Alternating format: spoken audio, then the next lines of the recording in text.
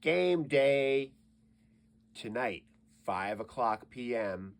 on MSGSN or MSGB if you're in Buffalo. It's the New York Islanders versus the Buffalo Sabres. Tonight's a big night for the Islanders. They're currently on a 2-game losing streak, having lost last night in pathetic fashion to the Vancouver Canucks by a score of 4-1. The Buffalo Sabres are also coming off a loss, but their loss was to the 2-time defending Stanley Cup champions, Florida Panthers. Both teams are 6-4 over their last 10 games. This is the first meeting between the teams, first of 3, tonight at 5 o'clock, and then they meet again at 1 o'clock in the afternoon on January 24th before finishing up their series at 7 o'clock on March 31st. The next game will be at UBS, and the last game will be back in Buffalo. Sabres are a dangerous team. Everybody seems to think that they are a weak team because of their position in the standings, but they've got some really good players, Tage Thompson, and Alex Tuch. They've been playing pretty well. They're 6-4 over their last 10 games. They are obviously another one of those situations where the Islanders should, based upon statistics on the standings, come away with points.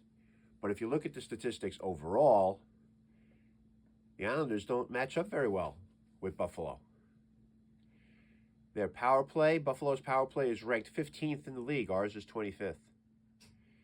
Buffalo's penalty kill is first in the NHL at 85.4%, which doesn't bode well for our 25th ranked power play. Our power play is 11th.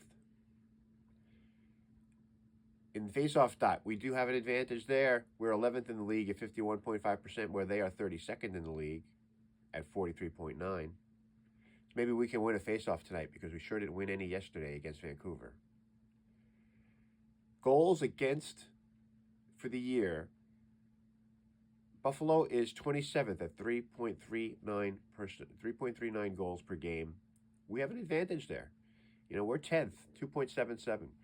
With big save Dave Riddick in goal tonight, let's see if he can keep the puck out of the net and make that number count.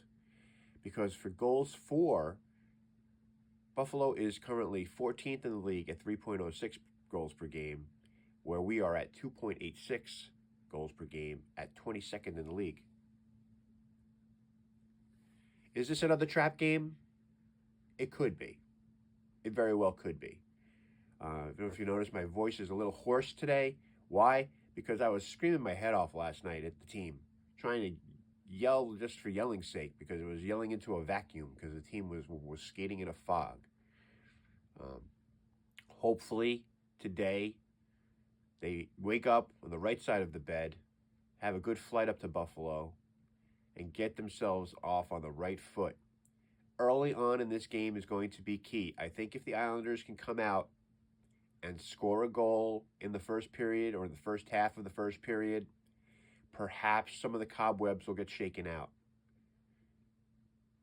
They need to stop gripping the sticks so tight. They need to start skating a little more freely. Players like Matthew Schaefer and Matt Barzal need to stop making believe or thinking that they have to carry the entire weight of the offense without Bo Horvat in play. Players like Jonathan Drouin need to step up. They need to start to show themselves to be the player that we know that they can be.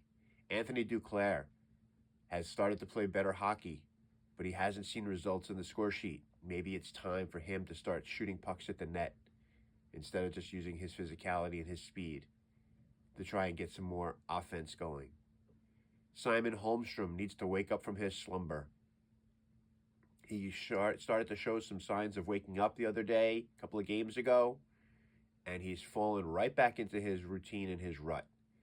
He needs to shoot the puck as well. We know he has a quality shot. This team has skill. This team has talent. We know it. We've seen it. We've seen them beat the best of the best in this league.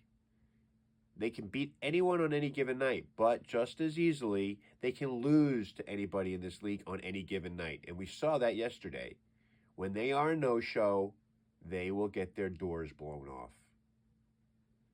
So I'm hoping that they had a chance to reflect and understand that they need to revert back to the way that they were playing without Bo Horvat in the lineup and generate some offense, because this is 2 games now in a row that the teams have figured out how to put pressure on the Islanders and how to create their own opportunities and how to pin our team in our defensive zone for long periods of time. That's not an accident, guys. That's scouting. They've seen and they're exploiting a weakness that we've been displaying. And it's obvious because it doesn't. If it happens once, okay, it was just a game. Team had a good game. It's twice. Same pattern has emerged 2 games in a row. The Islanders need to start to play open, more open. They need to get the passes out. They need to break out of their zone. They need to stop trying to carry the mail and try to do it all on their own. They need to start doing the system that got them the success early on in the season. And if they do that, we should bring home points. I said going into this weekend's 3 games that we needed to bank at least 3 of the 6 points. 4 would be awesome. 6 would have been amazing. Well, 6 is now impossible. 4 and 3 are still on the table. Let's bring home 2 tonight so we can work on bringing home 4 before the break. It's going to be fun to watch. I hope they play well. They should do well against Buffalo, but this is also a trap game. Let's see how they respond to having played as poorly as they did yesterday against Vancouver. I'll be watching. I hope you'll be watching. Come back to after the game tonight for the post-game summary and hopefully the happy recap. I look forward to speaking to you then. Let's go Islanders. Let's go.